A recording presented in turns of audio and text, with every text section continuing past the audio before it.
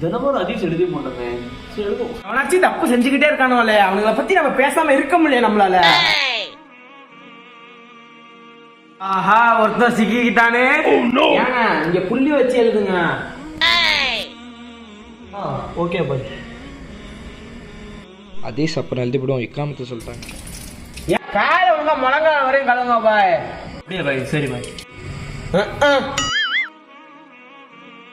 மாஷா அல்லாஹ், அந்த அண்ணன் நல்லா துணுவராரு 5 வரையும். அவங்கள பத்தி நான் சொல்றேன் பாய், வாங்க பாய். பாய் ஹதீஸா ஒழுங்கா எழுத மாட்டேங்கிறாரு, தப்பு தப்பா வேற எழுதி போடுறாரு. புது செய்யவள காலை கூட ஒழுங்கா கழுவ தெரியல அவருக்கு. அது போக இன்னும் நிறைய இருக்கு, வாங்க காலை கம்மியா.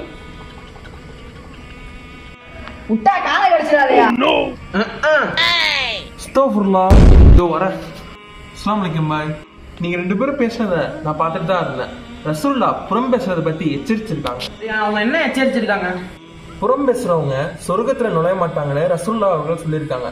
அது மட்டும் இல்லாம குர்ஆன்ல அல்லாஹ் சொல்றான், ஒரு முஃமினை இன்னொரு முஃமின் புறம் பேசுவது செத்த சன்னோட சகோதரன் மாமிசத்தை சாப்பிடுறது போல அப்படின்னு அல்லாஹ் சொல்லியிருக்கான். அது மட்டும் இல்ல, மெஹராஜ் இரவுல ரசூலுல்லாஹ் ஒரு குறிப்பிட்ட கூட்டத்தார்களை நரகத்துல பார்த்தாங்க.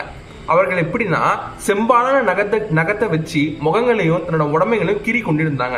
அதை பத்தி ரசூலுல்லாஹ் ஜிப்ரீலிடம் கேட்டாங்க, இவர்கள் யாரு அப்படின்னு கேட்கும்போது ஜிப்ரீல் அவர்கள் சொன்னார்கள், இவர்கள் மனித மாமிசத்தை உண்டவர்கள், மக்களோட மானத்துல விளையாண்டவங்க அப்படின்னு பதிலளித்தார்கள்.